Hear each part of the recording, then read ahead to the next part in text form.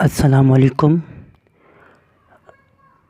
आज हमारा lecture empirical formula and molecular फार्मूले पर है। क्लास 9 सिनबोर्ड केमिस्ट्री। इससे पहले हमने जो टॉपिक पढ़ा था उसका नाम था हमारे पास relative atomic mass and atomic mass unit. आज हमारा जो टॉपिक है इसका नाम है empirical formula and molecular formula. हम वैसे पहले पढ़ चुके हैं कि फार्मूला केमिकल फार्मूला क्या होता है, और मैंने बताया था कि केमिकल फार्मूला आपको 3 चीज़ें बताता है। पहले आपको बताता है काइंड ऑफ एलिमेंट या एटम्स, दूसरा नंबर ऑफ एटम्स, तीसरा रेशियो बताता है। मैंने बताया था आपको केमिकल फार्मूला आपको 3 चीज़ें बताता है।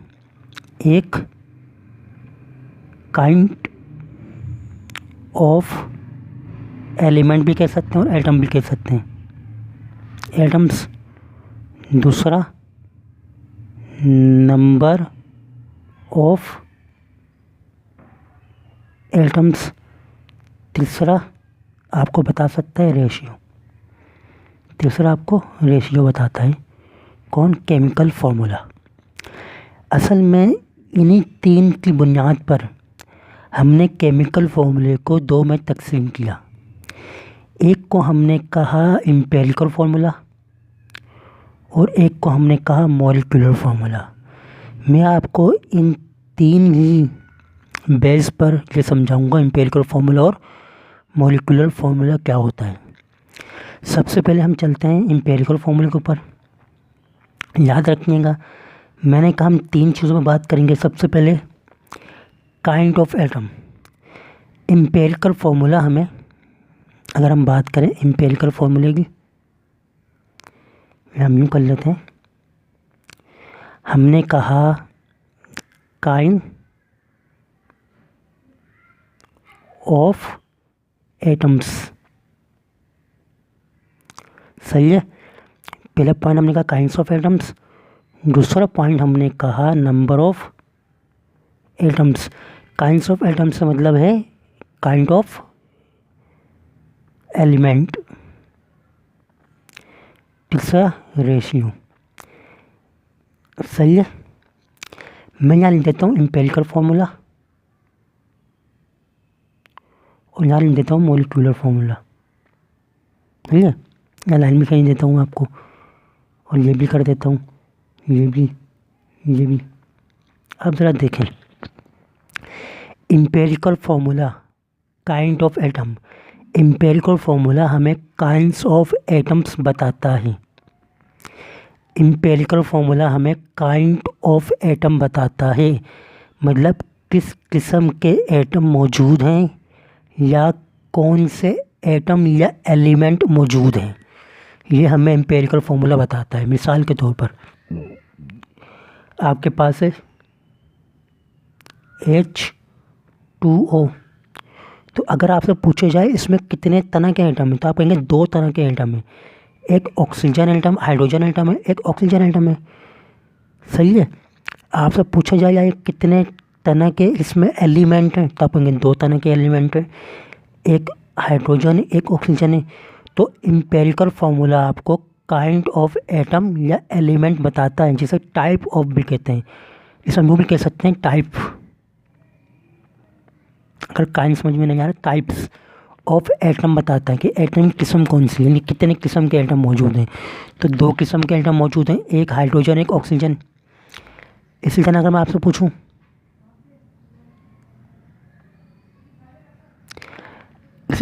पूछूं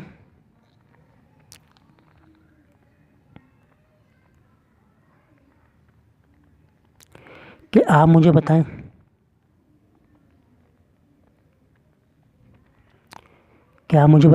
H2SO4 कितने तरह के एटम है इसके अंदर? आप कहेंगे 3 तरह के। मैं पूछूंगा कौन कौन से, आप कहेंगे हाइड्रोजन मौजूद है, सल्फर मौजूद है, ऑक्सीजन मौजूद है। तो एम्पिरिकल फार्मूला आपको काइंड ऑफ एटम बताता है। मॉलिक्यूलर फॉर्मूला क्या आपको काइंड ऑफ एटम बताता है? जी हाँ। तो यानी कि काइंड ऑफ एटम्स की बुनियाद पर हमने एम्पिरिकल फार्मूला मॉलिक्यूलर फार्मूले को डिवाइड नहीं किया। हमने काइंड ऑफ एटम या टाइप्स ऑफ एलिमेंट या एटम की बुनियाद पर हमने एम्पिरिकल और मॉलिक्यूलर फार्मूले को तकसीम नहीं किया, क्योंकि दोनों ही टाइप्स ऑफ एटम बताते हैं, टाइप्स ऑफ एलिमेंट बताते हैं। फिर देख लेते हैं हम नंबर ऑफ एटम्स। क्या एम्पिरिकल फार्मूला आपको नंबर ऑफ एटम बताता है? तो आप कहेंगे कि एम्पिरिकल फार्मूला हमें एक्चुअल नंबर ऑफ एटम नहीं बताता। एक्चुअल नंबर ऑफ एटम नहीं बताता। क्या कहा मैंने कहा number of atoms empirical formula बताता है, तो मैंने कहा एक्चुअल नंबर ऑफ एटम नहीं बताता। Actual number of atoms empirical formula नहीं बताता।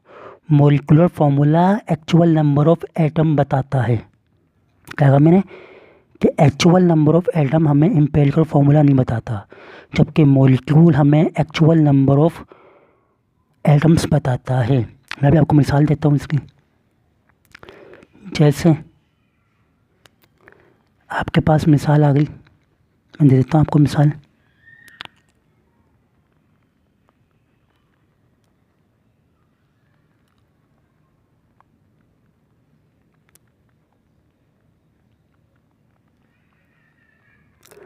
जैसे आपके पास एक कंपाउंड है, एक कंपाउंड ले लेते हैं हम कोई ऐसा जो आपको याद हो, आसान लेते हैं हम H2O2। सही है। H2O2 हमें टाइप ऑफ एटम बता रहे हैं कि दो तरह के एटम मौजूद हैं, हाइड्रोजन और ऑक्सीजन। और हमें ये बता रहा है कि नंबर ऑफ एटम भी बता रहा है हमें कि हाइड्रोजन के 2 एटम हैं और ऑक्सीजन के भी 2 एटम मौजूद हैं। तो अगर हमें काइंड टाइप्स ऑफ एटम भी बता दें और एक्चुअल नंबर ऑफ एटम भी बता दें, तो वो हमारे पास मॉलिक्यूलर फार्मूला हो सकता है, एम्पिरिकल फार्मूला नहीं होगा। कैसे पहचानें क्या आपके लिए मॉलिक्यूलर फार्मूला या एम्पिरिकल फार्मूला है? इस फार्मूले को आप सिंप्लीफाई कर सकते हैं, क्या सिंपलेस्ट फॉर्म में लिख सकते हैं? जी हाँ।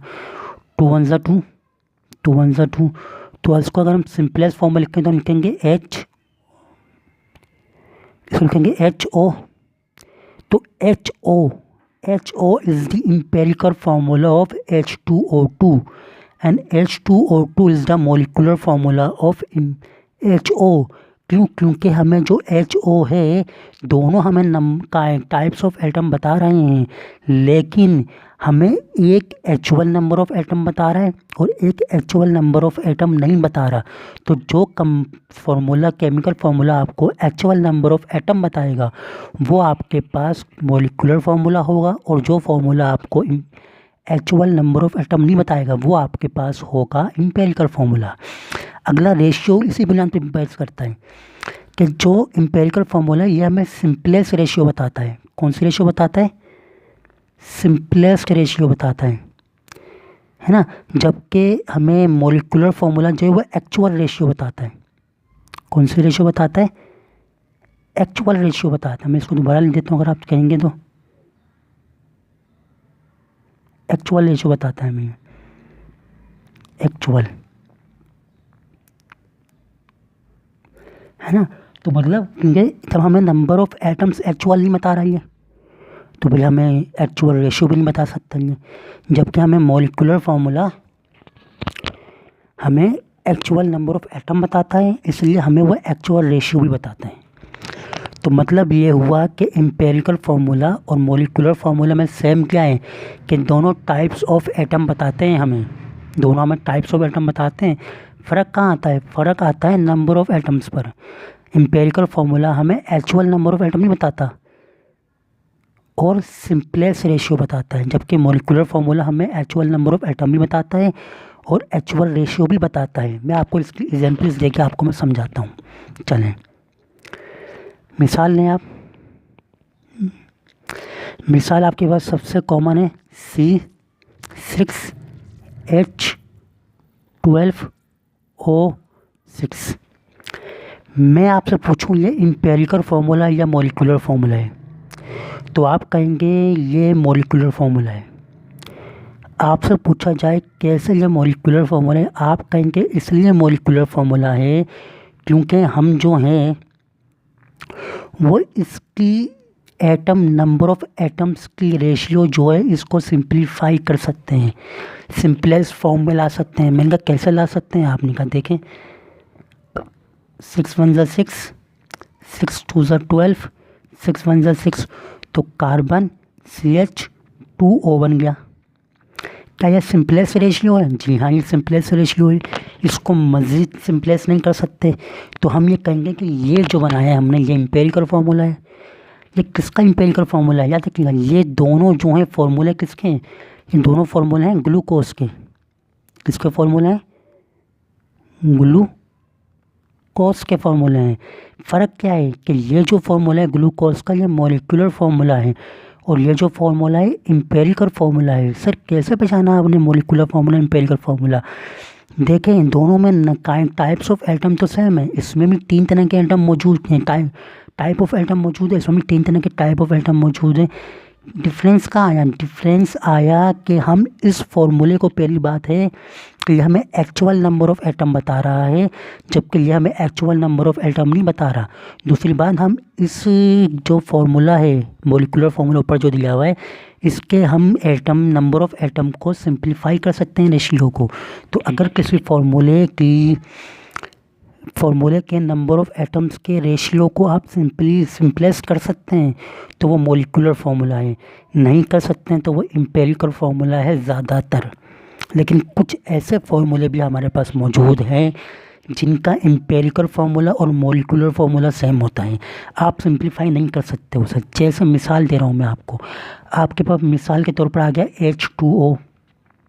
मैंने पूछा बताएं भाई ये मॉलिक्यूलर फार्मूला या एम्पिरिकल फार्मूला है? आपने कहा कि ये बता रहा है हमें टाइप ऑफ एटम बता रहा है 2 तरह के, हमने कहा सही है। आपने कहा ये रेशियो बता रहा है और पानी बनते वक्त 2 हाइड्रोजन 1 ऑक्सीजन चाहिए होता है, मैंने कहा हाँ। आपने कहा ये सिंपलेस्ट रेशियो बता रहा है और ये एक्चुअल रेशियो भी बता रहा है, तो मतलब इसकी रेशियो, इस कंपाउंड की जो रेशियो है ये सिंपलेस्ट भी है और ये एक्चुअल भी है। तो ये मॉलिक्यूलर फार्मूला भी है और ये एम्पिरिकल फार्मूला भी है। ये मॉलिक्यूलर फार्मूला भी है, ये एम्पिरिकल फार्मूला भी है। आप इसको मॉलिक्यूलर फार्मूला कहें या एम्पिरिकल फार्मूला कहें, ये आप पर डिपेंड करता है। लेकिन अगर मैं आपसे पूछ लूँ भाई NaCl, मैंने क्या पूछा आपसे? NaCl। मैंने कहा ये क्या है? आपने कहा ये मॉलिक्यूलर फार्मूला भी एम्पिरिकल फार्मूला है। मैंने कहा क्यों है? आपने कहा टाइप ऑफ एटम बता रहा है और नंबर ऑफ़ एटम भी बता रहा है, क्योंकि बनने के लिए 1 सोडियम 1 क्लोरीन चाहिए होता है, और ये हमें सिंपलेस्ट रेशियो भी बता रहे हैं और एक्चुअल रेशियो भी बता रहे हैं। बात सही है आपकी कि ये एम्पिरिकल फार्मूला भी हो सकता है, मॉलिक्यूलर फार्मूला भी हो सकता है, लेकिन याद रखिएगा इस कंपाउंड को आप एम्पिरिकल फार्मूला तो कह सकते हैं, लेकिन NaCl को आप मॉलिक्यूलर फार्मूला नहीं कह सकते। याद रखिएगा हमेशा, मॉलिक्यूलर फार्मूला नहीं कह सकते। तो NaCl is a empirical formula. Sir यही तो मॉलिक्यूलर फार्मूला भी है? नहीं, इसको आप मॉलिक्यूलर फार्मूला कह ही नहीं सकते, इसको आप हमेशा एम्पिरिकल फार्मूला कहेंगे। आप कहें सर इसमें नंबर ऑफ़ एटम भी सेम है, टाइप्स ऑफ एटम भी सही है और नंबर ऑफ़ एटम भी सही है, सिंपलेस्ट रेशियो भी है, ये एक्चुअल रेशियो भी है, तो मैं इसको एम्पिरिकल कहूँ मॉलिक्यूल कहूँ, अपनी बात है, मेरी मर्ज़ी है। जैसे आपने अभी कहा था H2O के केस में कि इसको एम्पिरिकल फार्मूला कहो या मॉलिक्यूलर फार्मूला कहो, एक ही बात है। मैंने कहा यहाँ एक ही बात है, आप इसको एम्पिरिकल फार्मूला कहो या मॉलिक्यूलर फार्मूला कहो, बात एक ही है। लेकिन जब बात करेंगे हम किसकी, इस कंपाउंड की NaCl की, तो ये हमेशा एम्पिरिकल फार्मूला होगा। इसकी वजह क्या है? इसकी वजह ये है कि जो ये हमारे पास NaCl है ना, जो हमारे पास NaCl है, ये NaCl हमारे पास आयनिक कंपाउंड है। याद रखिएगा ये NaCl हमारे पास आयनिक कंपाउंड है। आयनिक कंपाउंड का कभी भी मॉलिक्यूलर फार्मूला नहीं हो सकता, याद रखिएगा। आयनिक कंपाउंड क्या होते हैं समझाऊंगा आगे जाके मैं चैप्टर नंबर 4 के अंदर। याद रखिएगा जितने भी आयनिक कंपाउंड हमारे पास मौजूद है ना, इनका एम्पिरिकल फार्मूला होता है, मॉलिक्यूलर फार्मूला होता है नहीं है? सर इसका हो सकता है, जी हाँ, ये क्योंकि कोवलेंट कंपाउंड है इसका एम्पिरिकल फार्मूला को या मॉलिक्यूलर फार्मूला को एक ही बात है। लेकिन NaCl हो गया, ये कभी भी एम्पिरिकल फार्मूला मॉलिक्यूलर फार्मूला नहीं होगा। तो मेरी बात यहाँ तक समझ में आ गई। फिर किताब में आपको डिफरेंस दिया हुआ है पहले वाला, कह रहे हैं, अच्छा क्या कह रहा है, कह रहे हैं कि एम्पिरिकल फार्मूला वो फार्मूला होता है जो minimum number of each type of atom को शो करें, इनके हर एटम के, हर टाइप के एटम के मिनिमम नंबर ऑफ एटम्स को रिप्रेजेंट करें। है ना, ये बात है आपको समझ में नहीं आएगी, लेकिन जो मैंने बताई है वो बात आपको बासानी समझ में आ गई होगी। तो पहला पॉइंट क्या है भाई, इसका डिफरेंस क्या है? पहला डिफरेंस इसका ये है कि भाई ये हमें सिंपलेस्ट रेशियो शो करता है। कौन हमें सिंपलेस्ट रेशियो शो करता है? एम्पिरिकल फार्मूला, सही है। दूसरा क्या है कि एम्पिरिकल फार्मूला हमें एक्चुअल नंबर ऑफ एटम नहीं बताता। मैंने अभी बताया था आपको, क्या बताया था कि empirical formula simplest ratio show करता है, एक्चुअल नंबर ऑफ एटम नहीं बताता। लेकिन मैंने क्या कहा था, लेकिन हमें ये टाइप ऑफ एलिमेंट बताता है, टाइप ऑफ एलिमेंट बताता है। तो मैंने कहा था एम्पिरिकल फार्मूला वो फार्मूला होता है जो आपको सिंपलेस्ट रेशियो बताता है एटम्स की, एक्चुअल नंबर ऑफ एटम नहीं बताता आपको, लेकिन आपको टाइप ऑफ एलिमेंट बताता है। आपको बुक में जो एग्जाम्पल दी हुई है इसको भी देख लें आप। आपको बुक में एग्जाम्पल दी हुई है पहली बेंजीन की। बेंजीन का फार्मूला क्या है? C6H6। तो आपको पता है C6H6, इसको आप सिंपलेस कर सकते हैं, 6 1 जा 6, 6 1 जा 6। तो इसकी रेशियो को आपने सिंपलेस कर लिया। तो जिसकी रेशियो सिंपलेस हो सकती है सर वो तो मॉलिक्यूलर फार्मूला है। और सिंपलेस करके आपने क्या बनाया इसको? आपने बनाया CH, क्योंकि 1 1 को शो नहीं करते। तो ये CH क्या है? ये CH एम्पिरिकल फार्मूला है। किसका एम्पिरिकल फार्मूला है? ये एम्पिरिकल फार्मूला है बेंजीन का। इसी तरह मैं आपको ग्लूकोज की भी मिसाल दी थी, सही है। अब आ जाए मॉलिक्यूलर फार्मूले में। तो मॉलिक्यूलर फार्मूला का पहला पॉइंट उन्होंने ये लिखा है कि मॉलिक्यूलर फार्मूला जो है वो एम्पिरिकल फार्मूले से ड्राइव किया जाता है। जी हाँ, मॉलिक्यूलर फार्मूले का जो फार्मूला है, मॉलिक्यूलर फार्मूले का जो फार्मूला है वो क्या है कि empirical formula multiply by n। ये n क्या है? ये n क्या है? ये n मॉलिक्यूलर फार्मूला मास और एम्पिरिकल फार्मूला मास का रेशियो कहलाता है। याद रखिएगा ये n हमेशा होल नंबर में होना चाहिए। क्या कहा मैंने? ये हमेशा होल नंबर के अंदर होना चाहिए। क्या? n है क्या? n जो है ये रेशियो है। किसका रेशियो है? ये मॉलिक्यूलर फार्मूला मास का और एम्पिरिकल फार्मूला मास का रेशियो n कहलाता है। n हमेशा होल नंबर में होगा। होल नंबर का मतलब क्या है? 1 होगा, 2 होगा, 3 होगा।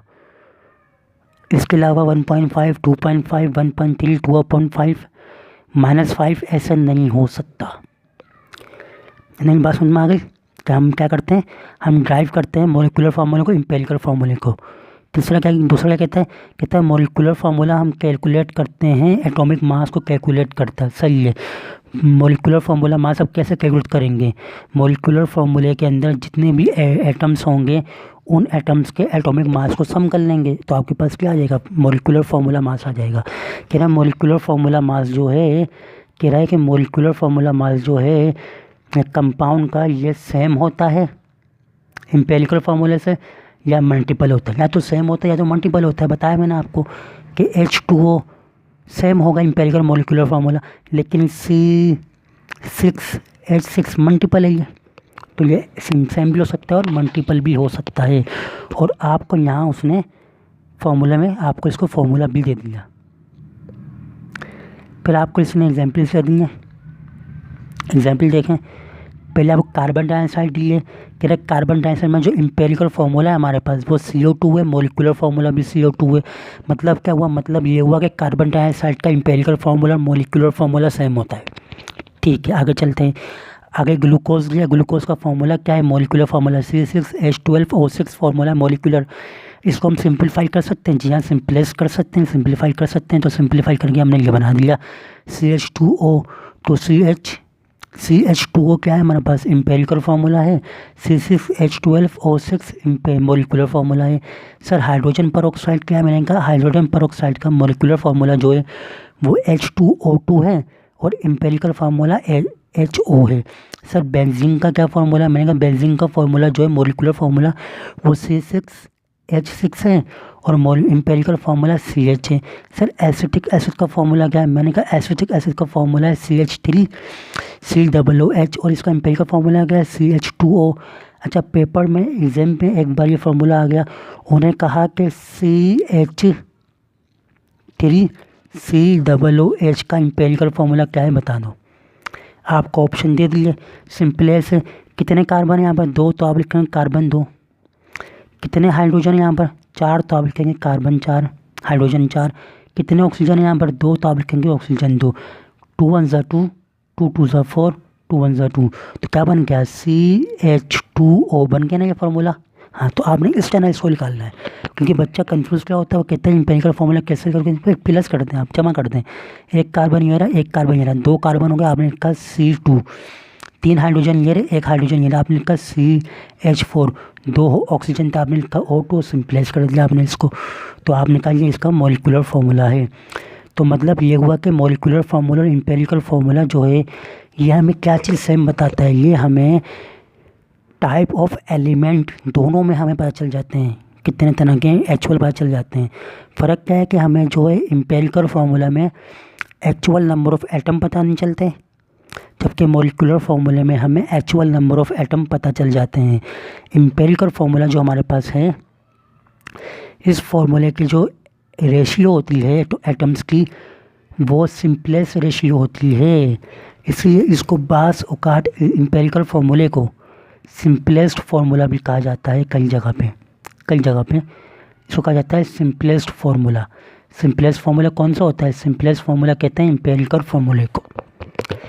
तो आपको मेरी यहाँ तक बात समझ में आ गई? मैं आपको समझाना क्या चाह रहा हूँ, मैं आपको समझाने के लिए एम्पिरिकल फार्मूला मॉलिक्यूलर फार्मूला समझाया मैंने, और मैंने बताया कि आपको किसका एम्पिरिकल फार्मूला होता है और किसका एम्पिरिकल फार्मूला नहीं होता है। तो केमिकल फार्मूला हमने एक लेक्चर में पढ़ चुके थे, उसकी 2 टाइप थी, एम्पिरिकल फार्मूला और मॉलिक्यूलर फार्मूला। एम्पिरिकल फार्मूला और मॉलिक्यूलर फार्मूला होता क्या है? एम्पिरिकल फार्मूला हमें simple actual number of atom नहीं बताता, जबकि मॉलिक्यूलर फार्मूला हमें एक्चुअल नंबर ऑफ़ एटम्स बता देता है। एम्पिरिकल फार्मूला सिंपलेस्ट फार्मूला होता है, मॉलिक्यूलर फार्मूला जो है ये सिंपलेस्ट फार्मूला नहीं होता है। एम्पिरिकल फार्मूला और मॉलिक्यूलर फार्मूला सेम ये है कि दोनों जो हैं हमें टाइप्स ऑफ एलिमेंट बता देते हैं कि कितने तरह के एलिमेंट मौजूद हैं, जिसमें अभी आपको मिसाल दी थी किसकी? CH2O का है ना, और इसका फार्मूला क्या था? CH3COOH। कितने तरह के एटम मौजूद हैं इसके अंदर? 1 कार्बन, 1 हाइड्रोजन, 1 ऑक्सीजन। सर 3 तरह के इसमें एलिमेंट मौजूद हैं। इसमें कितने तरह के मौजूद हैं सर? 1 2 3 तरह के मौजूद हैं। तो आप एम्पिरिकल फार्मूला लिखें या मॉलिक्यूलर फार्मूला लिखें, दोनों में आप टाइप ऑफ एलिमेंट बता सकते हैं, लेकिन आप हमें एक्चुअल नंबर ऑफ़ एटम्स बता सकते हैं। इसमें आप कहोगे भाई 1 कार्बन, जबकि असल में 2 थे। आपने कहा 2 हाइड्रोजन है एम्पिरिकल फार्मूला, असल में 4 थे। आपने कहा ऑक्सीजन में 1 ऑक्सीजन यहाँ पर, आपने कहा यहाँ पर 2 थे। तो आप एक्चुअल नंबर ऑफ़ एटम बता सकते हैं, सिंपलेस्ट करके बताते हैं। अगर आपका कोई सवाल है तो वो पूछ सकते हैं आप मुझसे। मेरे चैनल को सब्सक्राइब करिएगा लाजमी, और कोई भी सवाल हो कमेंट बॉक्स में मुझसे पूछ सकते हैं। अपना बहुत सारा ख्याल रखिएगा। अल्लाह हाफिज़।